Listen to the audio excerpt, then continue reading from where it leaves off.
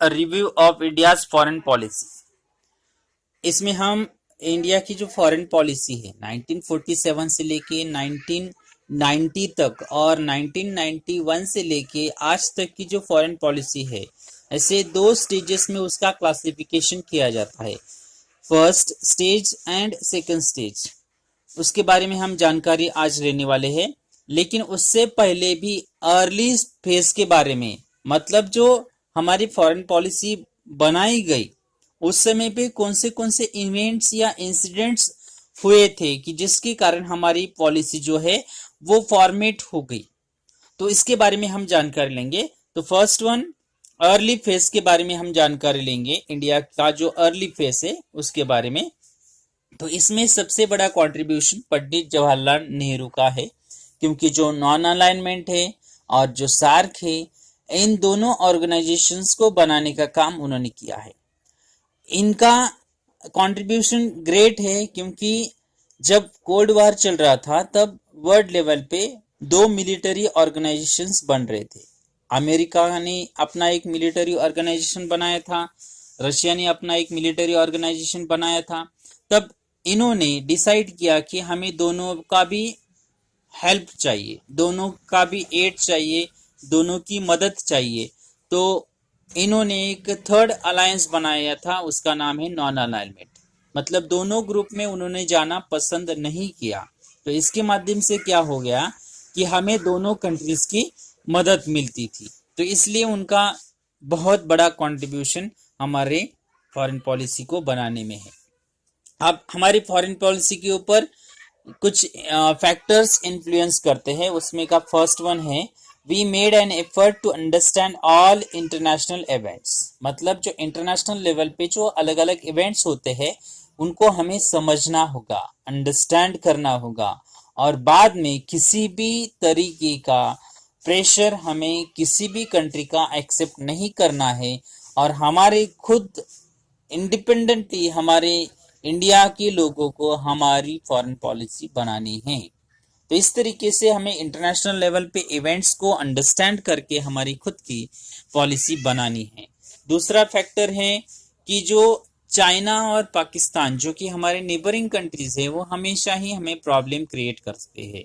तो इनको ध्यान में रखते हुए भी हमें हमारी फॉरेन पॉलिसी बनानी पड़ेगी, क्योंकि 1947 हो, 1965 हो, 1970 हो, तो इस समय पे वार हुए थे, इंडिया पाकिस्तान हो या चाइना हो। तो ये नेबरिंग कंट्रीज हमारे इंडिया के लिए हमेशा ही प्रॉब्लम क्रिएट करते हैं। तो इन दोनों कंट्रीज को ध्यान में रखते हुए हमें हमारी पॉलिसी बनानी होगी। On more features, one more feature of India's foreign policy at this time was the insistence on self-reliance। और सबसे ज्यादा हमें स्ट्रेस या एम्फसाइज किसके ऊपर करने का है, तो सेल्फ रिलायंस के ऊपर। हमें सेल्फ रिलायंट बनना होगा, आत्मनिर्भर बनना होगा। तो इसके ऊपर ज्यादा से ज्यादा हमें स्ट्रेस देना पड़ेगा। उसके बाद जो एशियन कंट्रीज है उनके साथ में हमारे फ्रेंडशिप बढ़ाने होंगे, तो इसके ऊपर भी हमें ध्यान देना पड़ेगा। This concept of regional development later expanded to include Africa as well. तो अर्ली फेज में हमने जो रीजनल डेवलपमेंट है उसके ऊपर ध्यान देना स्टार्ट किया। मतलब जो एशियन कंट्रीज है उनमें ज्यादा डेवलपमेंट हो, और जो एशियन कंट्रीज है उनमें डेवलपमेंट हो, इसलिए रीजनल डेवलपमेंट के ऊपर हमने ध्यान दिया था। लेकिन उसके बाद जो अफ्रीकन कंट्रीज थे वो भी इसमें शामिल होना स्टार्ट हो गया। वो भी क्या हो रहे थे कि जो वर्ल्ड लेवल पे जो मिलिट्री ऑर्गेनाइजेशंस बन रही थी उनका वो मेंबर बन रहे थे, लेकिन कुछ कंट्रीज वो नॉन अलाइनमेंट के साथ में भी आ रहे थे, जो कि अमेरिका का और रशिया का था। उन दोनों मिलिट्री ग्रुप के साथ में उन्होंने जाना पसंद नहीं किया और वो नॉन अलाइनमेंट के साथ में आ गए। This stopped the process of regional development. After this, countries of Asia and Africa which did not participate in these military pacts supported the concept of non-alignment। तो ये किसी भी मिलिट्री ग्रुप का member या किसी भी मिलिट्री ऑर्गेनाइजेशन में शामिल नहीं हो रहे थे और वो नॉन अलाइनमेंट के साथ में आ गए। नॉन अलाइनमेंट का जो फंडामेंटल प्रिंसिपल था वो पीस एंड फ्रीडम था, इसलिए सभी एशियन एंड अफ्रीकन कंट्रीज इसके साथ में आना शुरू हो गए थे। तो उन्होंने अपने ऑर्गेनाइजेशन बनाई सेपरेटली, जो कि किसी भी मिलिट्री ऑर्गेनाइजेशन का ग्रुप नहीं थे, नॉन अलाइनमेंट ग्रुप बनाया उन्होंने। In this period India had to face conflict with neighbouring countries. अब हम 1947 हो या 1965 हो, 1971 हो, तो इस समय पे हमें इंडिया को बहुत सारे प्रॉब्लम्स को फेस करना पड़ा। 1971 तक का पीरियड हम कंसिडर करेंगे तो हमें बहुत सारे वार को फेस करना पड़ा, इंडिया और पाकिस्तान के बीच में हो या इंडिया और चाइना के बीच में हो।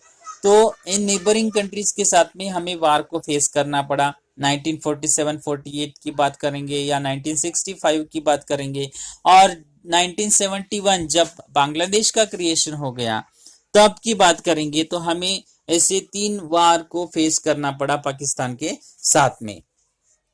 और इन तीनों वार में हमने इंडिया ने पाकिस्तान को डिफीट किया। इंडिया उसमें विक्टोरियस बन गया था।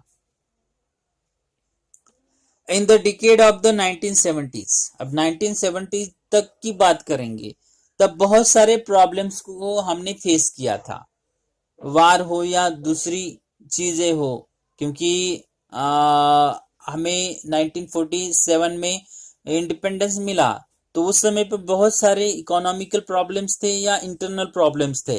तो इन सब प्रॉब्लम्स को फेस करने के बाद, और जो नेबरिंग कंट्रीज थे, पाकिस्तान हो या चाइना हो, ये भी हमारी कंट्री के ऊपर अटैक करते थे। इसलिए 1947 हो या 1965 हो या 1971 हो, हमने इन कंट्री के साथ में वार किया है। तो 1970 तक का जो समय है वो क्राइसिस का समय था। उसके बाद में हमारी जो फॉरेन पॉलिसी है वो कुछ हद तक स्टेबल बनती दिख रही थी 1970 के बाद में। उसके बाद में हमने 1974 को पोखरण में न्यूक्लियर टेस्ट लिया। उस समय पे हमारी जो प्राइम मिनिस्टर थी इंदिरा गांधी जी थी, उन्होंने न्यूक्लियर टेस्ट लिया, और उस न्यूक्लियर टेस्ट का नाम था स्माइलिंग बुद्धा, जो कि मई 18 को ये पोखरण में लिया गया, और तब इंडिया जो है वो एक न्यूक्लियर पावर्ड कंट्री बन गया था। उसके बाद 1980 में जो साउथ एशियन कंट्रीज थे उनको इकट्ठा लाना स्टार्ट हो गया, और यहाँ पे साउथ एशियन कंट्रीज को इकट्ठा लाने का काम यहाँ पे किया गया, और सार्क का ऑर्गेनाइजेशन किया गया। सार्क मतलब साउथ एशियन और एसोसिएशन फॉर रीजनल कोऑपरेशन, मतलब जो साउथ एशियन कंट्रीज है उनमें कोऑपरेशन क्रिएट करने के लिए ये ऑर्गेनाइजेशन बनाई गई थी। और उसके बाद हमने उसके बाद सार्क की जो मेंबर कंट्रीज है वो है अफगानिस्तान, बांग्लादेश, भूटान, इंडिया, मालदीव्स, नेपाल, पाकिस्तान, श्रीलंका, ये सार्क के मेंबर कंट्रीज है। उसके बाद हमने चाइना के साथ में भी डायलॉग शुरू किए, और चाइना और इंडिया के बीच में की रिलेशनशिप भी बेहतर होना स्टार्ट हो गया। उसके अलावा हमने अमेरिका के साथ में भी डिस्कशन किया, अमेरिका के साथ में भी निगोशिएशन करके, डायलॉग करके हमने उसकी भी हेल्प हमने मतलब अचीव की, मतलब उसके साथ में भी हमने हमारे रिलेशनशिप जो थे वो अच्छे बनाने का प्रयास किया है। उसके बाद फर्स्ट वन स्टेज जो कि 1947 से लेके 1990 तक की है, तो उसके बारे में हम जानकारी अभी लेंगे। India adopted the policy of non alignment in the context of the cold war.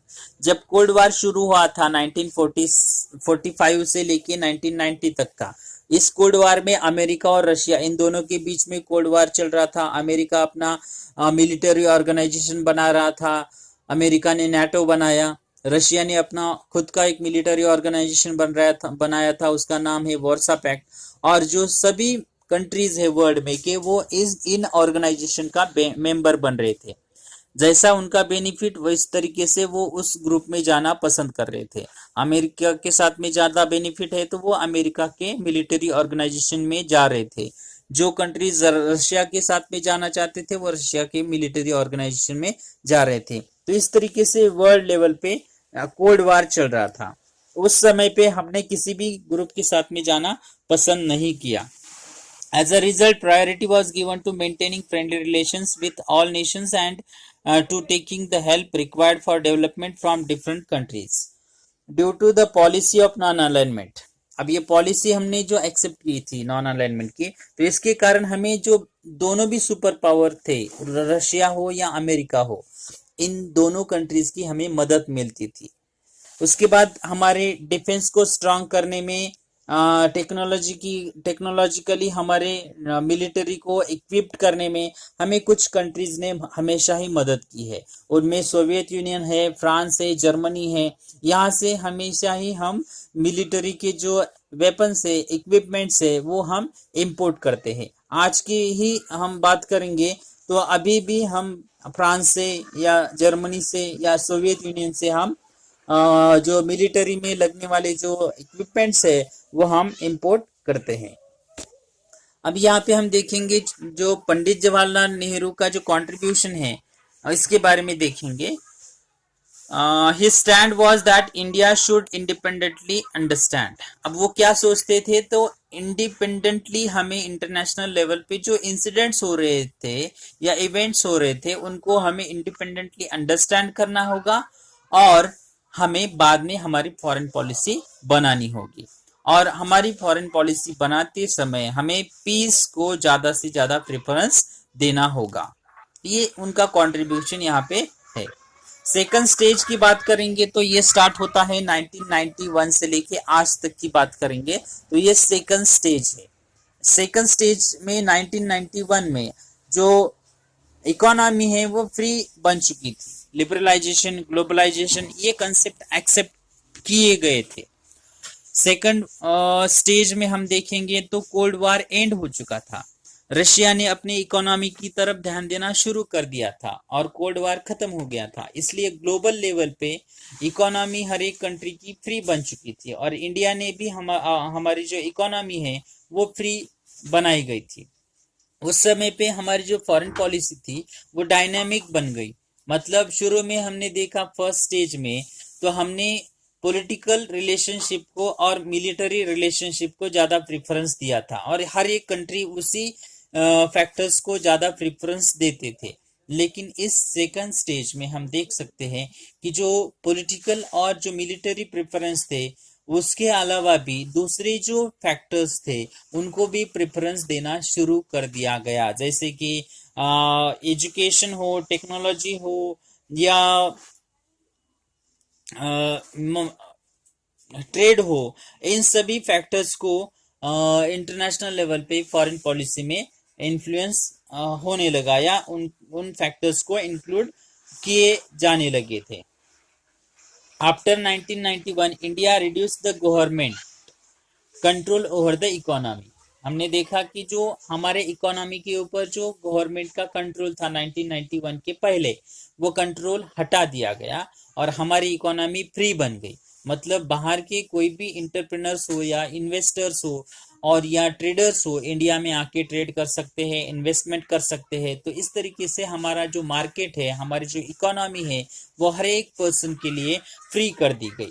तो इसके कारण हमारे जो नेबरिंग कंट्रीज थे उसके साथ में भी अच्छे रिलेशनशिप ग्रो करने लगे। उसके अलावा हमारा जो शेयर है वर्ल्ड ट्रेड में वो भी इंक्रीज होना शुरू हो गया था। हमने जो साउथ एशियन कंट्रीज है, वियतनाम, सिंगापुर, थाईलैंड, उसके साथ में भी हमने रिलेशनशिप बेहतर बनाने में स्टार्ट किए थे। उसके अलावा चाइना और जो यूरोपियन यूनियन है, इजराइल है, इसके साथ में भी हमारा जो इंपोर्ट एक्सपोर्ट है, हमारा एक्सचेंज है वो ग्रो करने लगा था। हमारा जो ट्रेड है इजराइल के साथ में, चाइना के साथ में या जो यूरोपियन यूनियन है इसके साथ में हम बेहतर करने लगे थे।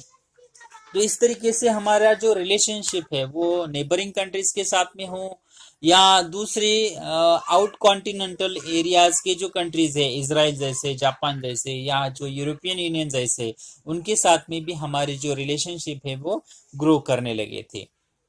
उसके अलावा इंटरनेशनल लेवल पे जो अलग अलग ऑर्गेनाइजेशंस बन रही थी, उन ऑर्गेनाइजेशन का जो मेंबर है इंडिया बन रहा था। जो इंटरनेशनल लेवल पे या रीजनल लेवल पे जो ऑर्गेनाइजेशंस बन रही थी, G20 हो या ब्रिक्स हो, इनके मेंबर्स इंडिया बन रहा था। ब्रिक्स मतलब जो कंबाइन नेम है, Brazil, Russia, India, China, south Africa, इनका जो इनिशियल लेटर है वो लेके इस ऑर्गेनाइजेशन का नाम बनाया गया है। तो इन सभी ऑर्गेनाइजेशन का जो मेंबर है वो इंडिया बन रहा था। तो ये लोगो हम देख सकते हैं कि वो इस ऑर्गेनाइजेशन का है, ब्रिक्स का है।